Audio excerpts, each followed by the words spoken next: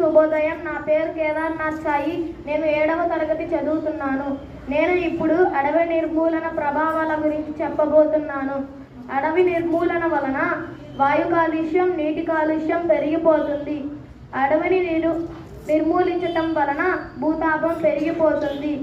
అడవిని నిర్మూలించటం వలన వన్యప్రాణులు నశించిపోతున్నాయి. అడవి మీద ఆధారపడి బ్రతికే ప్రజలు చాలా నష్టపోతున్నారు.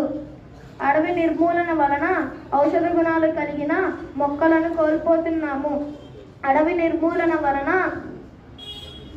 ఓజోన్ పొరకు రంధ్రం పడటం వలన సూర్యరశ్మి తీవ్రత ఎక్కువ అవడం వలన చర్మానికి సంబంధమైన వ్యాధులు ఎక్కువ అవుతున్నాయి.